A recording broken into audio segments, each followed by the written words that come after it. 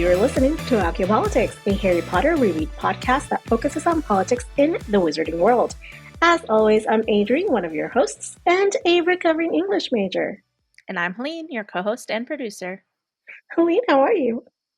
Oh, just life is chaos, as always. I can't wait until, life is boring. I'm ready for life to be boring.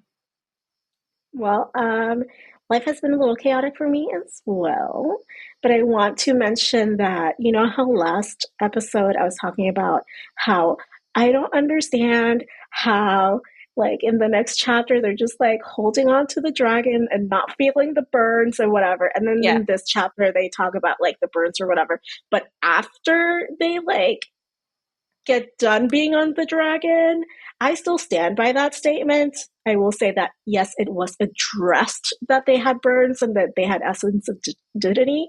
But the reason I still stand by this statement is the following.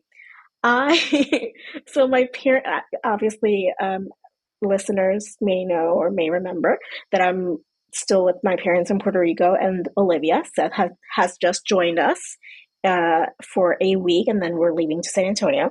But last week, I was walking down a ramp that my parents have to the backyard.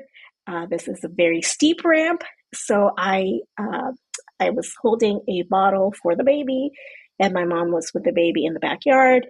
I tripped and I fell and rolled my ankle, and then scraped my left knee and rolled my right ankle. Oh my gosh. It was painful on both counts. Because the ankle, of course, I couldn't support any weight on it, and then the knee was bleeding a lot and was super, just I lost a layer of skin. Let's just put it out there. It's gross. It's so gross still, and painful. But in the moment, you could have not convinced me to hold on to a dragon and be like, it's okay, I can't feel anything. Not even with the adrenaline. Yeah. Sorry. I don't buy it. And it was funny because I remember us talking about that last week.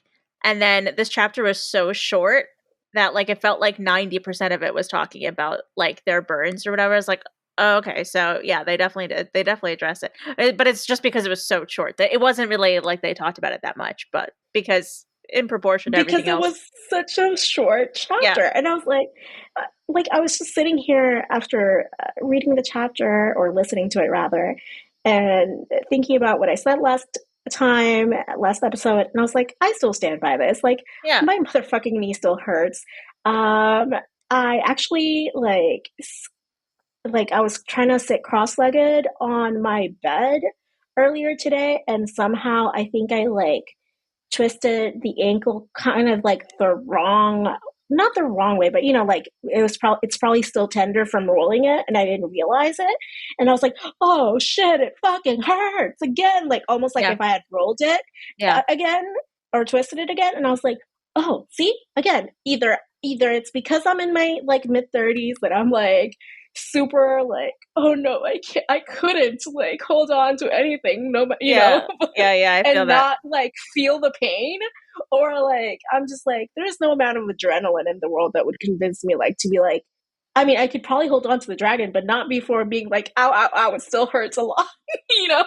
Yeah, complain about it for sure. Yeah, it's actually so funny because I actually also fell a couple of days ago. What? Yeah, not outside. It was in my own apartment. I'm so pissed off at myself. So I was my cat was sitting on the edge of my couch, and I went over to give her I give her medicine every night, before we go to bed, her little anxiety medication. I was giving her medicine, and right in front of the couch is this little scratching post ramp, a little ramp that's a scratching post for her. That she uses all the time, and it's always right in the same spot. And I put it right next to the couch so that they would scratch that and not the couch. And it worked. And as I was backing away from giving her medicine and to go back into the kitchen, this thing that has been there in the same spot for months.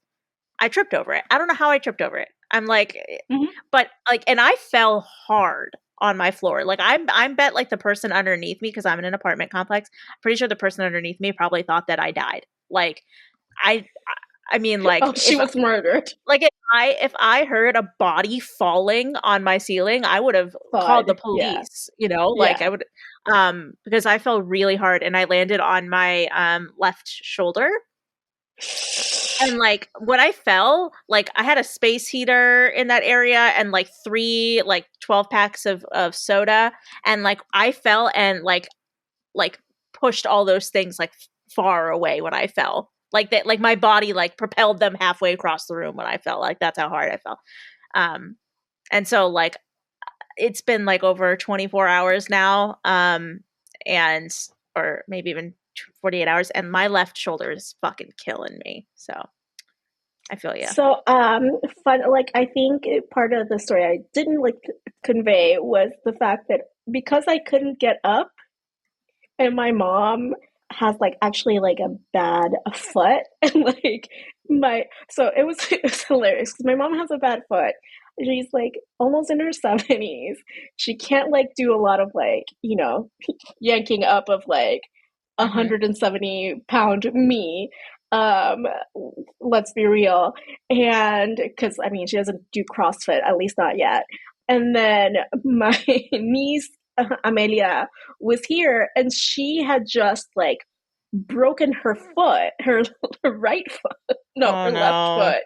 So she was in crutches and a cast staying Oh with us. no. So no one could actually help me like Well, I feel get that too up. because I live alone, and so when I fell, literally, I had no one to help me. I just had to get up and keep doing my shit. So so what I did was because I was still halfway down the ramp, like this is not like your usual, like just like little tiny ramp. Like this is a ramp that is like so my parents' house is built on a hill, like it's 3 stories built on a hill, so it's like 3 stories worth of ramp, right?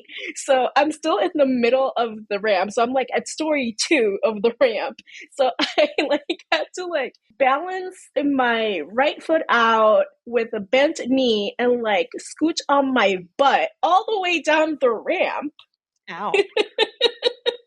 And then my mom brought this like step ladder, the ones that you use to like paint or whatever. And then we tried to like get me to like pull myself up with the ladder. It did not work because of course I have no upper body strength. So then I managed to like get myself up by like sitting on each step on the ladder, like just like just like the most insane shit that I've ever done. And then my niece had come like hop downstairs, not through the ramp, thank God, but like from inside, and like brought me her crutches so that I could like Aw. hobble my way over to See, that the was the upside to yeah. having crutches there for one reason or Yeah, another. so I was just like, why? Why is this Damn. happening? Well, yeah, and neither of us had to ride dragons. So, And honestly, could not have written a dragon. Probably if like I had enough like adrenaline in me, maybe, but still, I would have been like, "Ow, it fucking hurts! Ow, it fucking hurts!" Like every 5 seconds. yeah, I feel that. It's probably because I'm like super like pain averse. Who likes pain? No one. Yeah. I mean, I get it.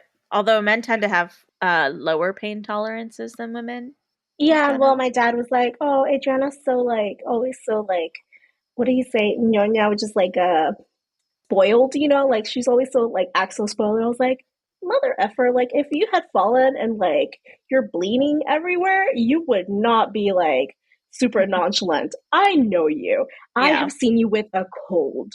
Men colds are the worst. Yeah. Men colds are like, I don't know, just the end of the world for Every them. But time. that's it. That's my spiel for today. I get it. I get it.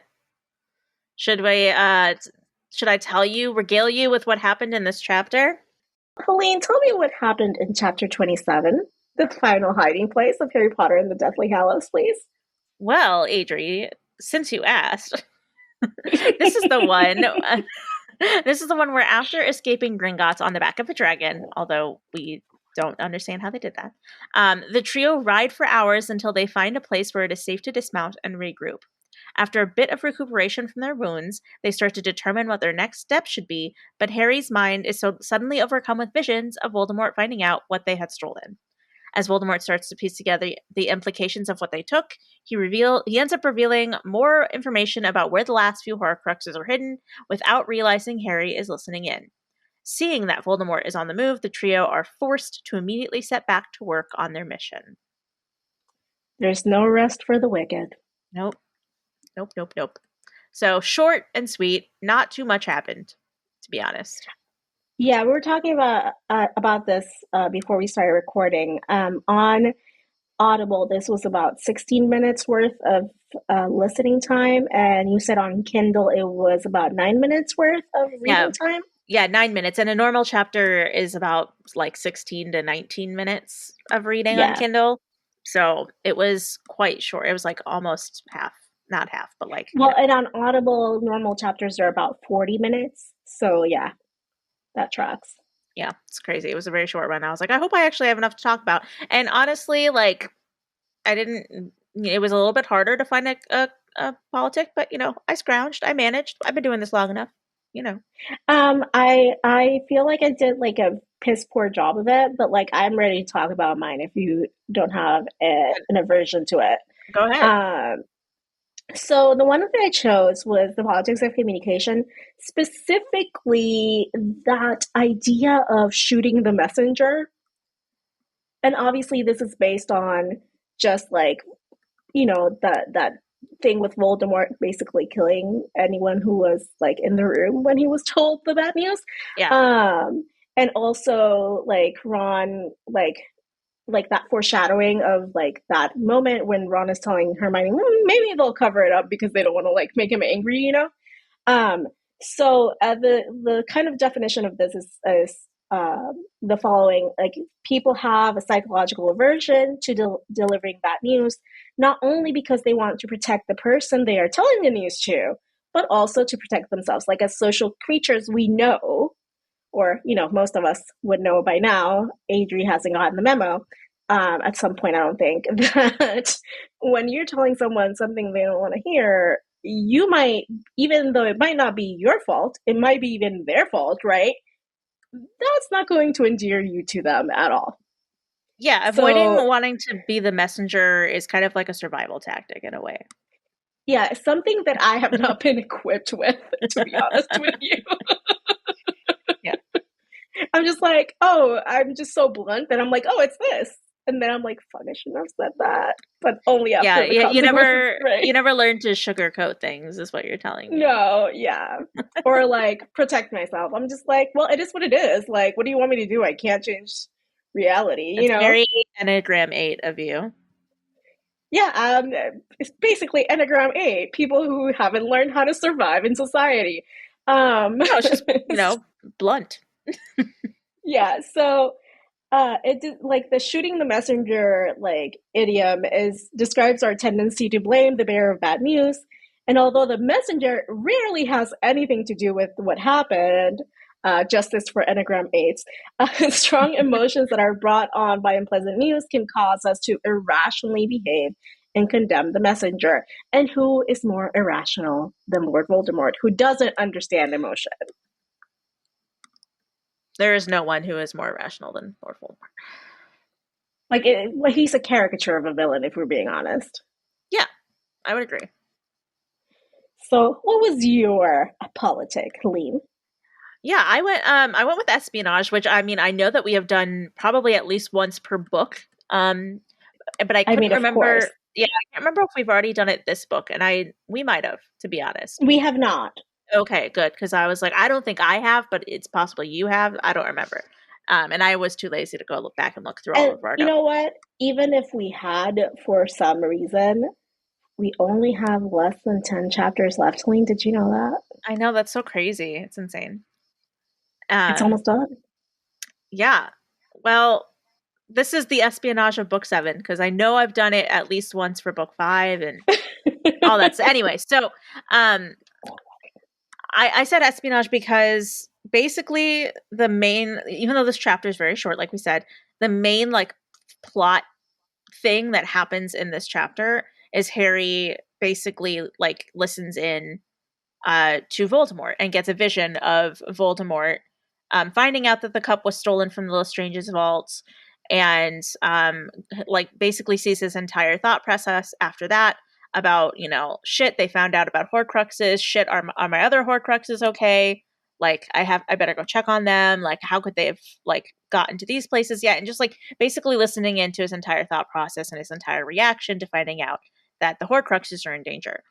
Um, and so basically, he's able to use that window into Voldemort's mind as a tool to figure out what his next move is going to be, as well as gather intel on, you know, anything that they might not have already known about the Horcruxes, because there's still so many questions about it, and Voldemort's really the only one that can tell them the answers, and he's never going to do it willingly, but Harry can spy on him with this handy Mm-hmm. tool of being able to see in his mind. So um, but on top of that, like, although that was the main one we see, like the obvious one, we do also see Voldemort using espionage quite a different few different ways in this chapter, Mm-hmm. or not even just in this chapter, but like in general. But um, he uses espionage to control different parts of the wizarding world and keep tabs on Harry's movements and the trio's movements. So, like in this chapter, we like get a reminder that Snape is his like confidential informant, or not even confidential at this point. Everybody fucking knows that Snape is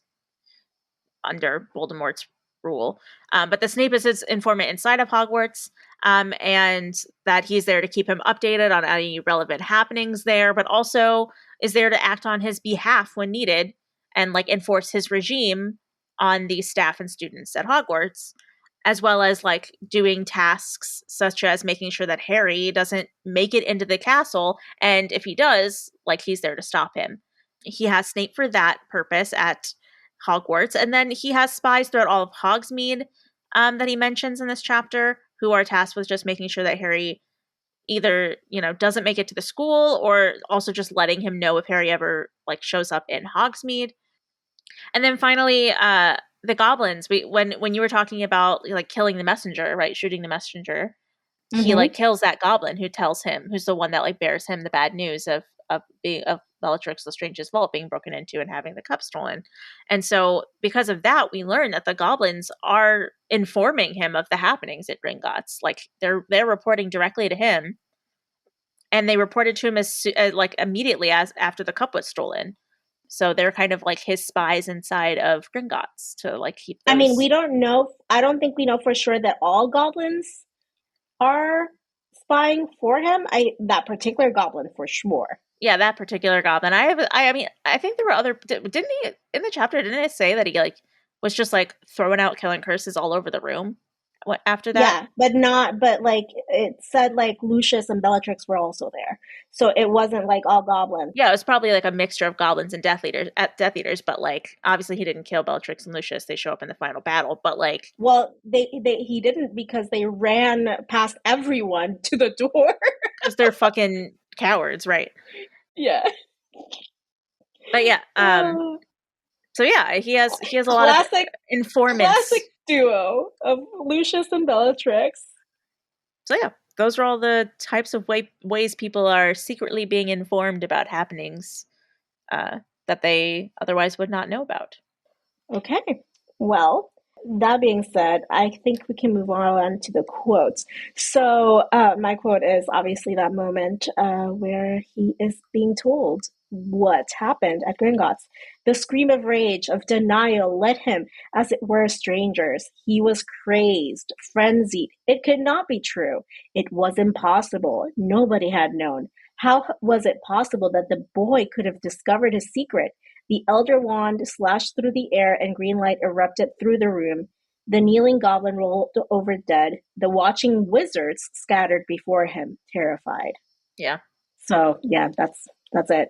So as we were talking about like earlier, I think the goblin was the only goblin in the room. The rest yeah, were but like wizards. I mean, I would not be surprised if he was not the only goblin that was keeping Oh him no, for sure, tabs for on sure. I'm not Gringotts farm saying too. I'm not. Well, there was a reason why. What's the goblin's name that helped Harry and Ron and Grip hook, Hermione? grip hook. There's a reason why Grip Hook was on like the move. Yeah, But like everyone, even people working at the ministry, whether they agree with Voldemort's tactics or not, Right. are, supposed to spy for him. Right. Exactly. All right, Um, so tell us about yours. yeah, my quote was kind of it's a snippet of when Harry is kind of looking into Voldemort's mind because it shows Harry spying on Voldemort and then ways that Voldemort spies on Harry differently. And it's and Hogwarts, but he knew that his Horcrux there was safe. It would be impossible for Potter to enter Hogsmeade without detection, let alone the school. Nevertheless, it would be prudent to alert Snape to the fact that the boy might try to re-enter the castle. To tell Snape why the boy might return would be foolish, of course. It had been a grave mistake to trust Bellatrix and Malfoy. Didn't their stupidity and carelessness prove how unwise it was to ever trust? Or ever But to but trust? did he really trust them with like, here's the thing, like you can't, like, please never let this out of your sight because it contains like a part of my soul. No, that was never told to them. That's true. Yeah, like Malfoy for sure didn't know. He just like was like, "Oh, this is a thing that's important to this diary is a thing that's important to Voldemort." Well, he's gone now. I guess I'll randomly throw it in a second year's pot, like cauldron. Cauldron, yeah. Just like Um, but yeah, I mean, so obviously the chapter itself is written from Voldemort's perspective because at this point in the chapter, Harry is seeing through Voldemort's eyes and experiencing mhm. the happenings as if he is Voldemort. Um, so that was also really interesting because like we don't get to in this book in general, we really don't get to see change of POV very often. It's usually very like 99% of the time it is just Harry's POV. Um, Yeah.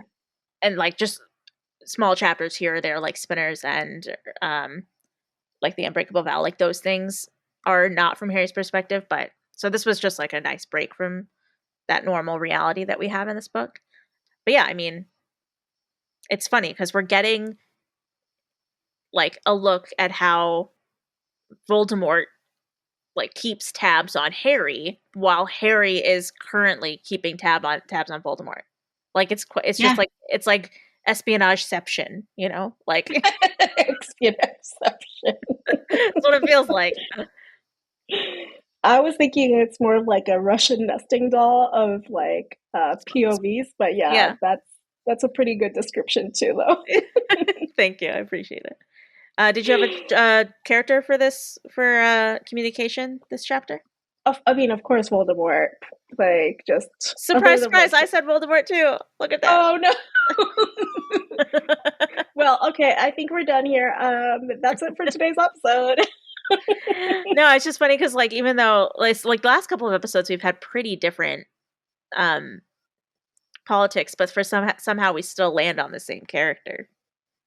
Because I think it's probably because the way that we choose the politic has to do with like the character who influences the action the most. And even though we might see the actions in a slightly different way, it's always like the same character who influences that type of action, maybe. Maybe, yeah.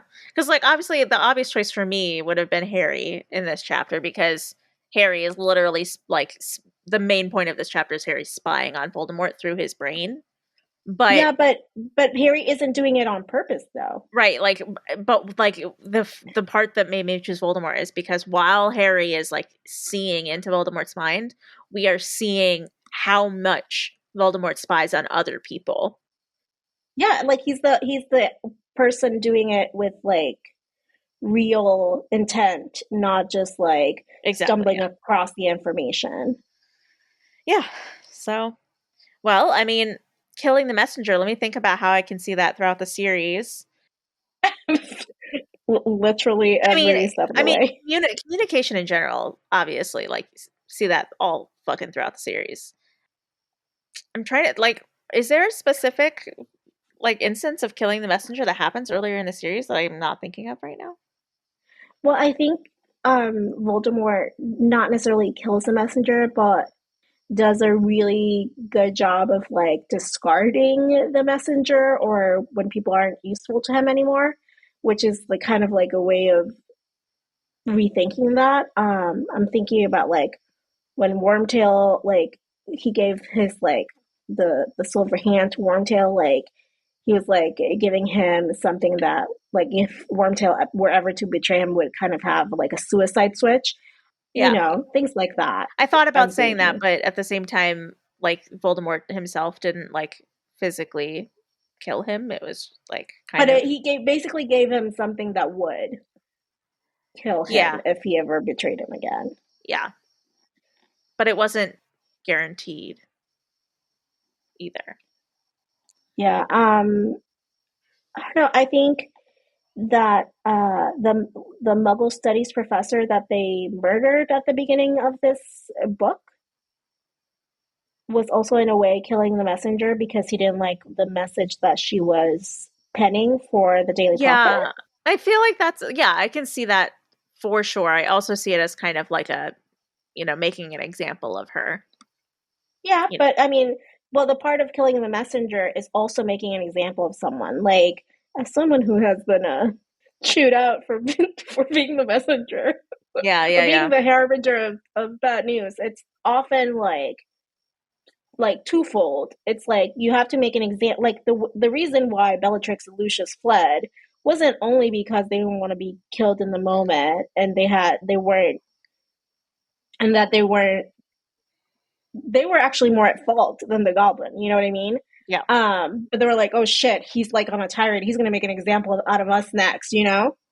Yeah.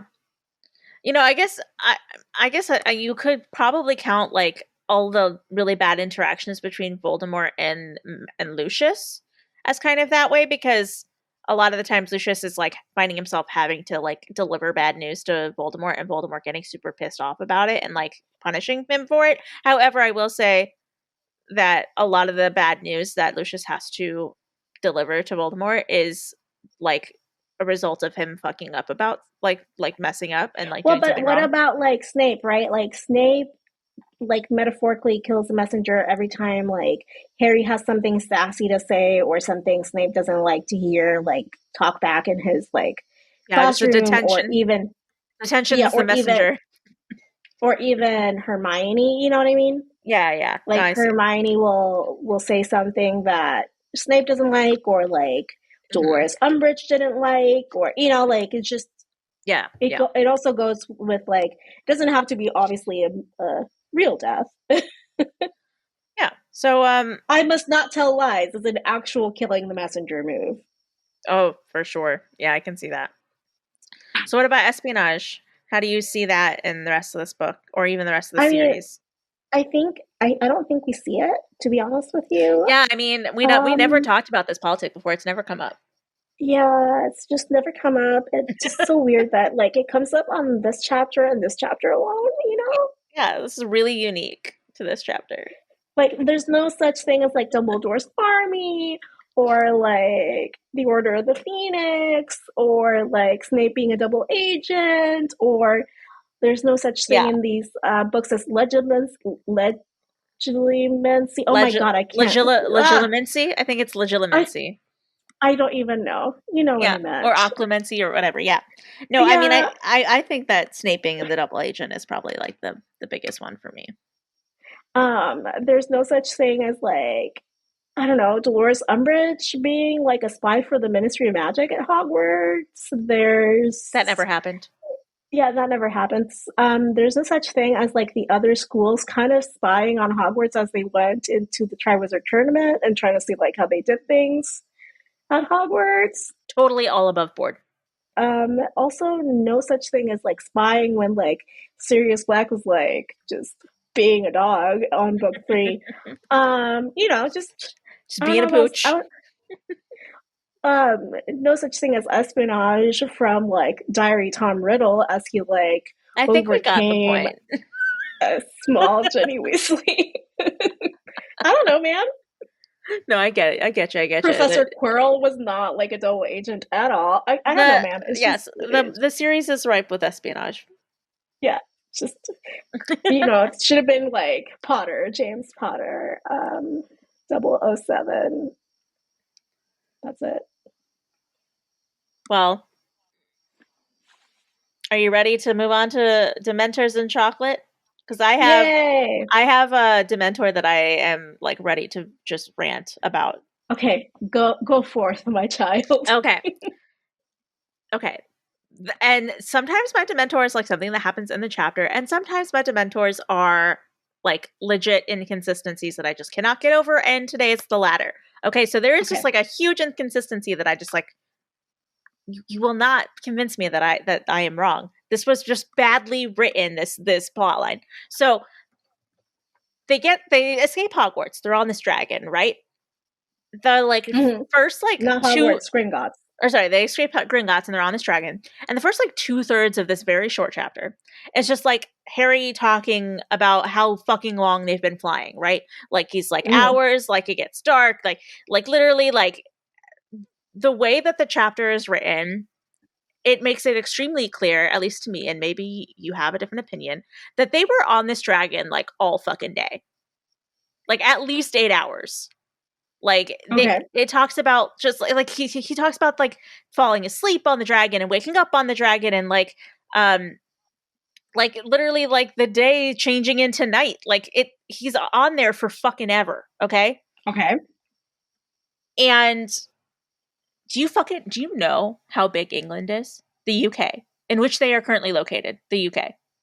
Hmm. It is Hmm. tiny as hell. It takes I looked it up, okay? It takes to get to Iceland, which is literally like two full countries and like oceans like above the UK. To get to Iceland, it's a 3-hour plane ride.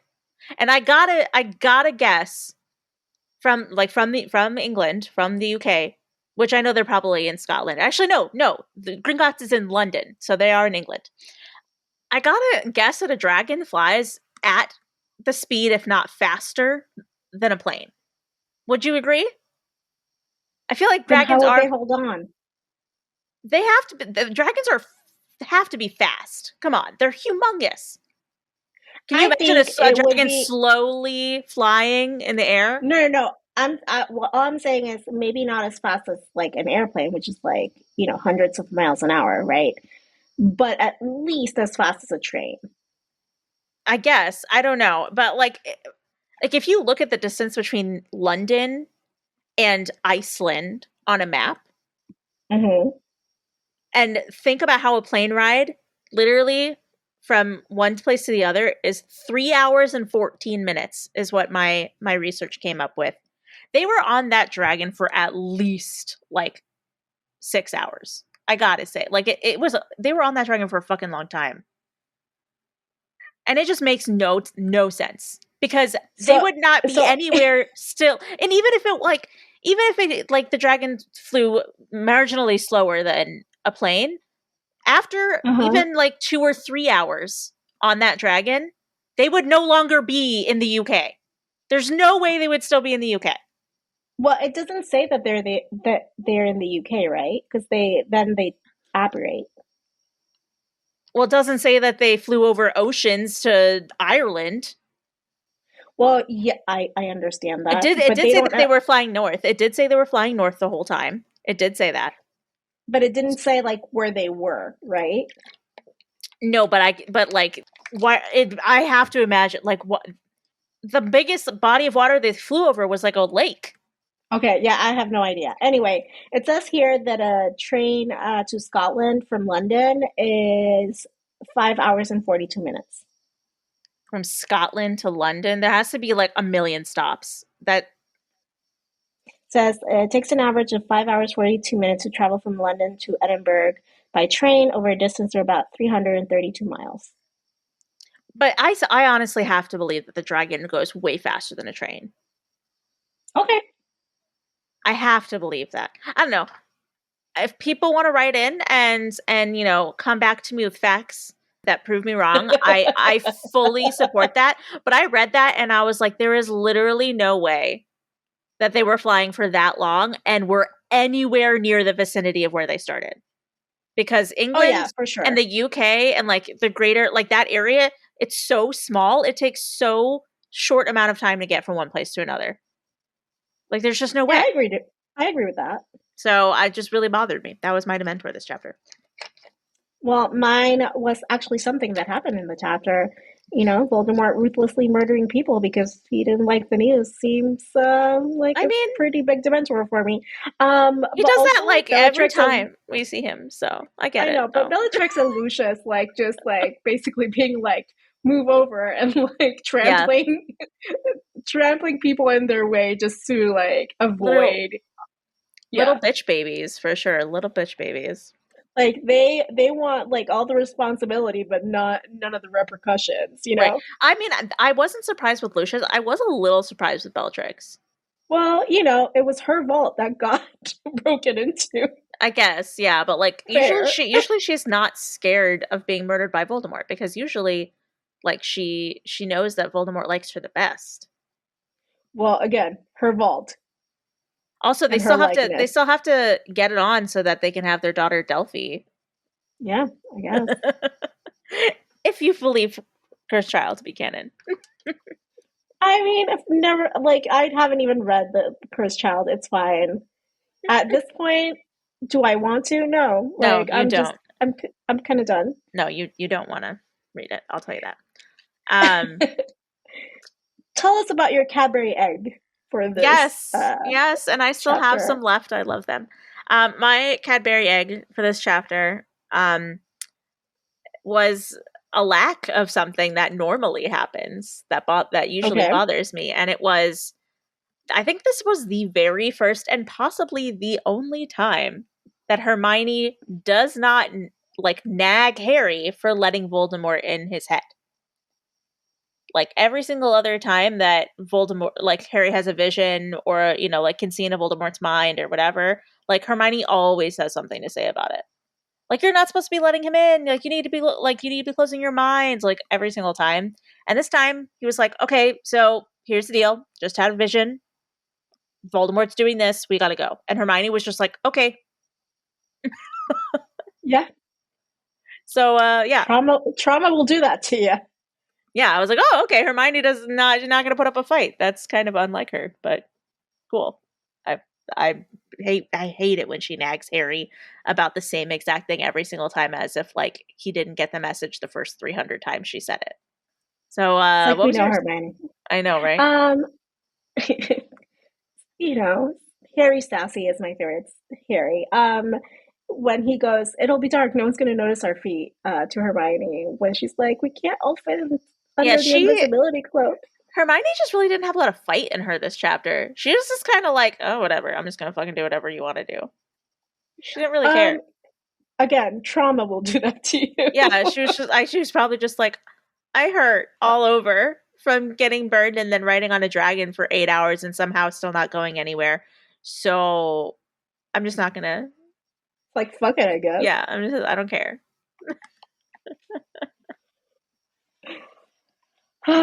Well, Colleen, we got here. We got to the end of the episode. We did. Before we go, tell me about what media you've been consuming to keep yourself sane and forget about your shoulder pain. Yeah. Um, I I've just been watching The Magicians. I know I mentioned it slightly last time because I started it and I didn't really like it. Mm-hmm. I am on the last season. I'm on season 5 now. And like I don't want like what I'll say is I think it gets less bad is what I'll say. A ringing endorsement from Helene Yes. Carp, folks. Yeah, I mean obviously I've made it through and I'm going to make it through the entire series.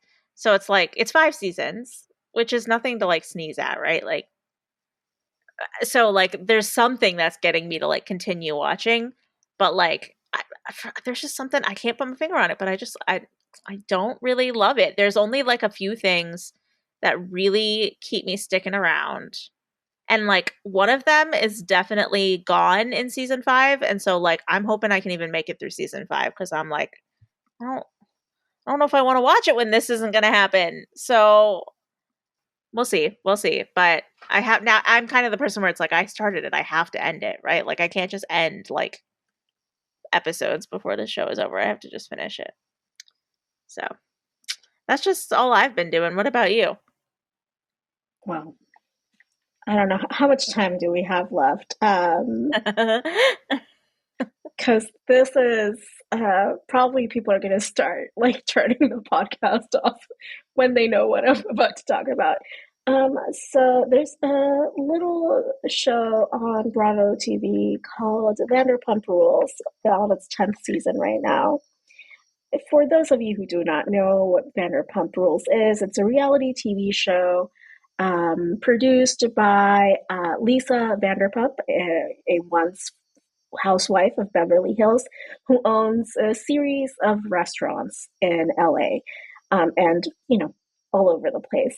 And her most well-known restaurants are Villa Blanca or Villa Blanca, however you want to call them, Sir, and Pump. And each, restaurant has a theme.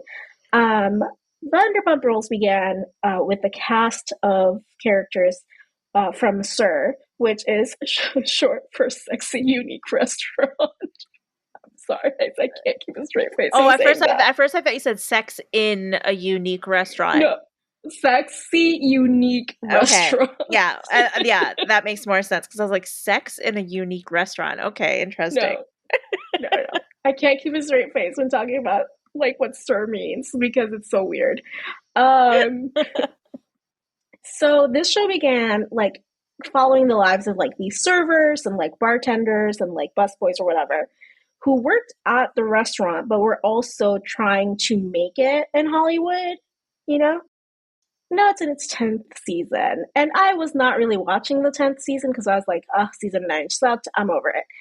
And then last Friday, Helene, a scandal shook the very foundations Yeah, one of my of my life. coworkers literally held like a training session where he like during one of my work meetings this week, he like had a picture of like all the people and The was cast like, members, yeah. yeah, and he was like, okay, so this person was married to this person and this person has been dating this person for 6 years, blah blah. And he was like going and like pointing to all the faces and like explaining everything, and then he explained the scandal to me. So I know, but feel free to tell our listeners what went on. So this is my Super Bowl. This is almost like my 9/11. I will remember forever where I was when I learned of this scandal. You know what I mean?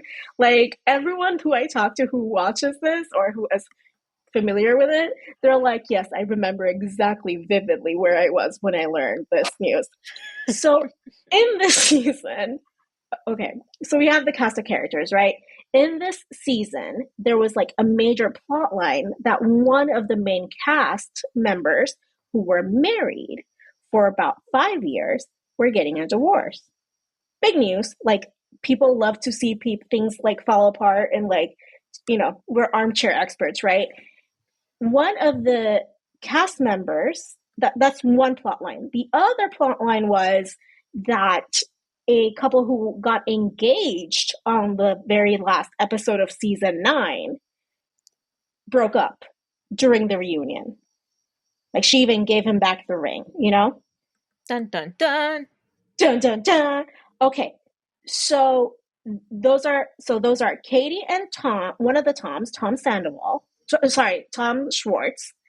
And then God, Adri, get your Toms right. I know, right?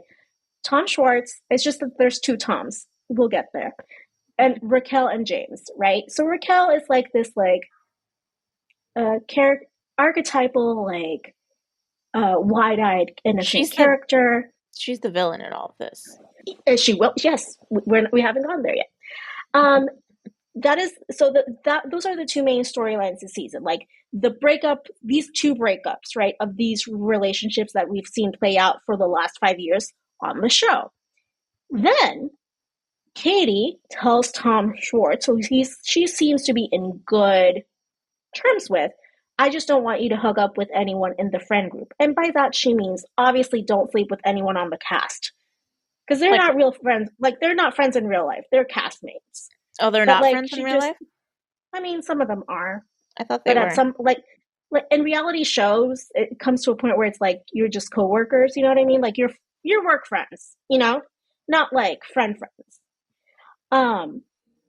So there's this storyline threading through and being pushed through season 10 that Raquel is interested in Tom Schwartz. and Katie is not having it. So like throughout this all, Raquel is being perceived as like the villain because Katie keeps telling her, I am not comfortable with you hooking up with my ex-husband. Like I've already had this conversation with him. I'm okay with him dating. It's just it can't be within the friend group, right? It's like it's just too weird for me. Like I'm not looking within the friend group to hook up. He shouldn't either, right? Like that's Yeah. if he wants to remain in good terms with me, like that's basically the boundary that I've chosen, right? Yeah, that makes sense. Unbeknownst to most of us who were familiar with this, what's happening storyline wise for the season, Raquel was hooking up with a Tom, just not that Tom. She was hooking up with Tom Sandoval. And the other thing was just a distraction for the storyline and the cameras. Why? Because Tom Sandoval, mustachioed creep, has had a girlfriend for 9 years. A girlfriend he bought a $2.2 million house with in the Valley.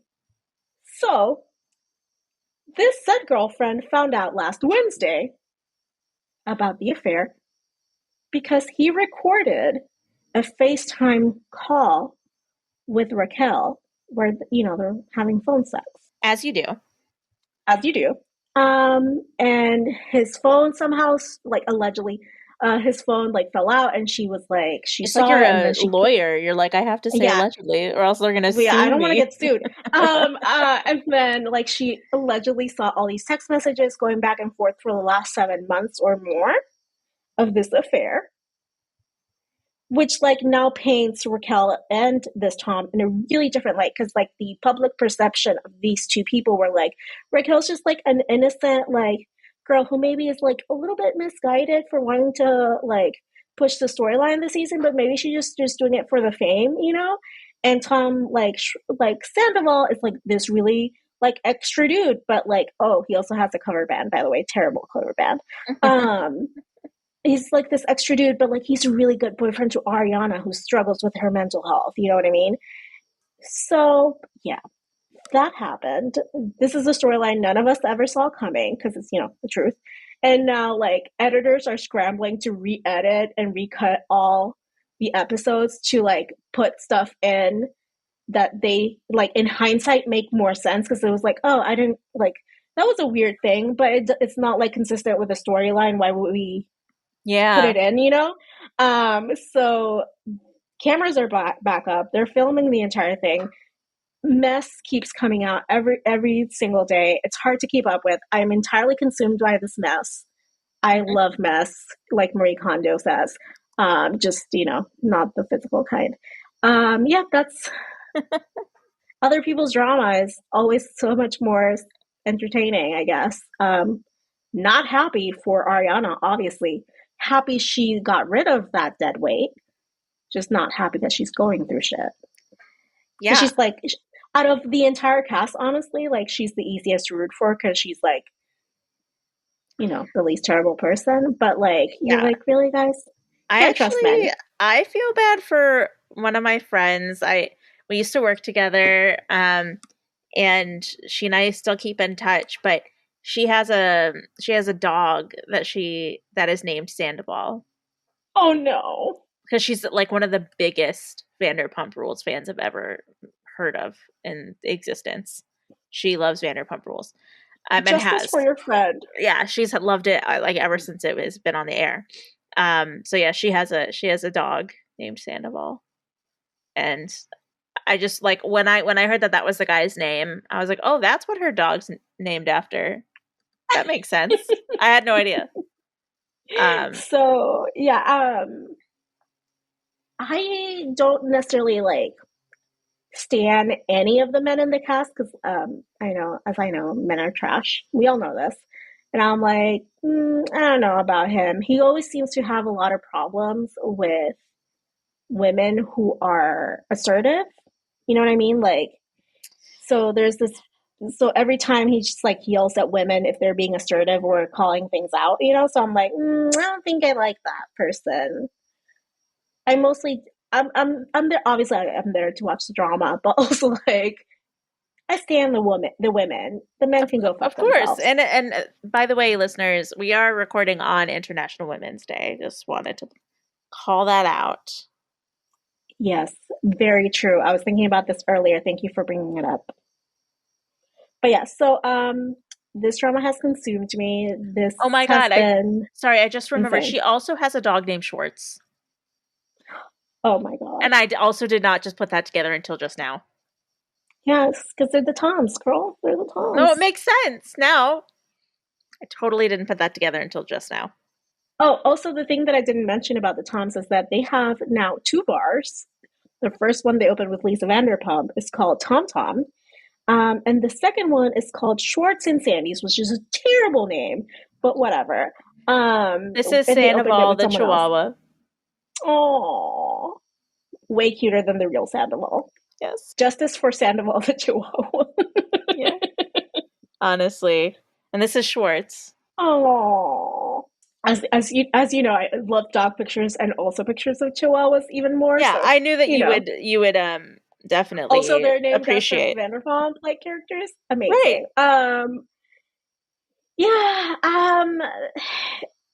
And like with reality TV, right? Like I always talk about them as characters because I am aware that even though they are real people filming for a show, one, they are aware they're being filmed.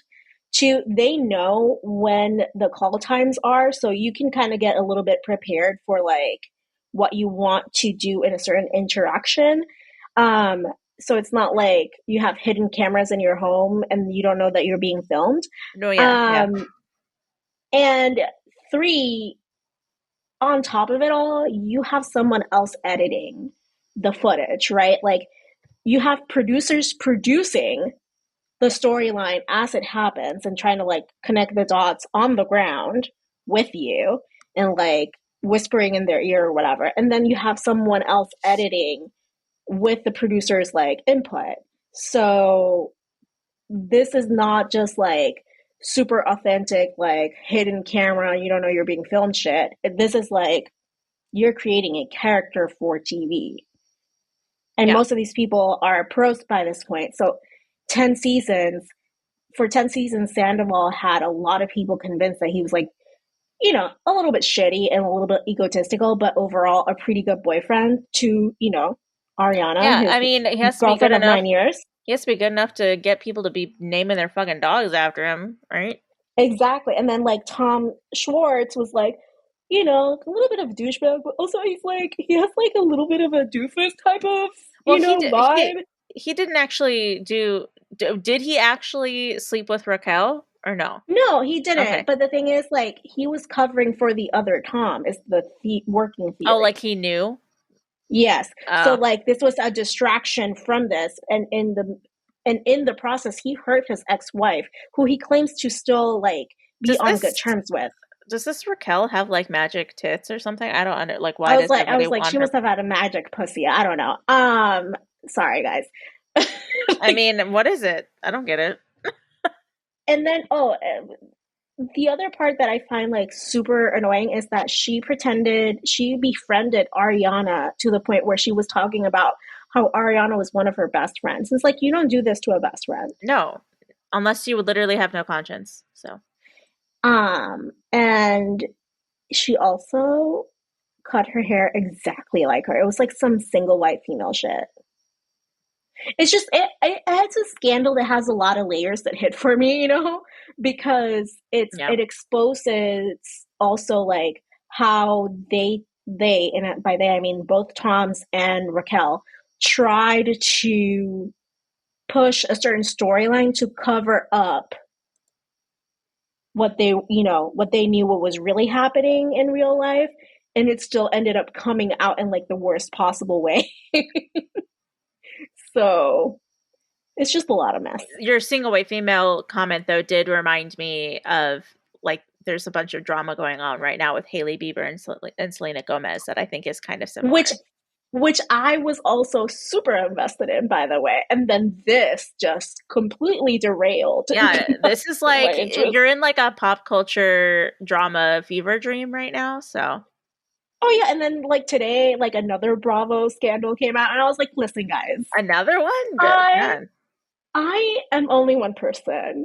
I I don't know what to do with this Hey, embarrassment of riches. you never have to worry about your own life or your own drama ever again. You have more than enough to just fill your days.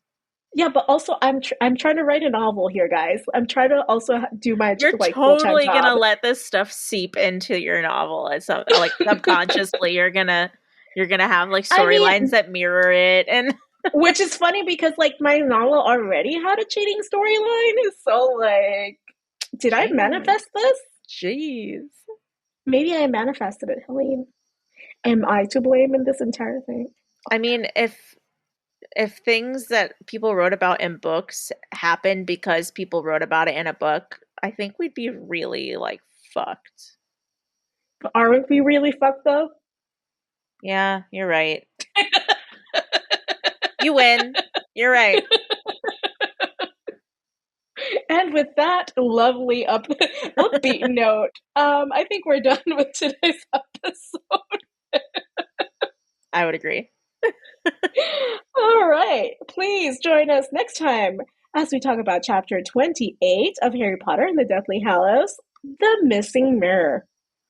And if you've enjoyed this conversation and probably learned way more about Vanderpump Rules than you ever thought you would, then please take a second to give us a 5-star rating on Apple Podcasts or wherever you happen to be listening to our lovely voices right now, because it helps new listeners discover our podcast and it makes us really happy. And who doesn't want to make other people happy? How selfless of an act is that, really? Honestly, the best. Also, justice for Ariana.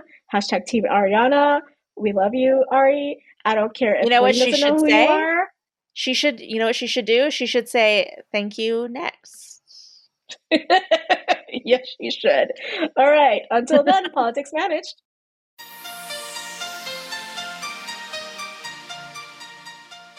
Support this show by going to patreon.com/acciopolitics. Our patrons keep this show going. You can find us online at acciopolitics.com, and we are at acciopolitics on Twitter, Facebook, and Instagram. You can email us your thoughts at info@acciopolitics.com. Leave us a voicemail at 915-996-1699. And you might just hear yourself on the podcast. Adriana Wilson is the founder and creative director of the podcast.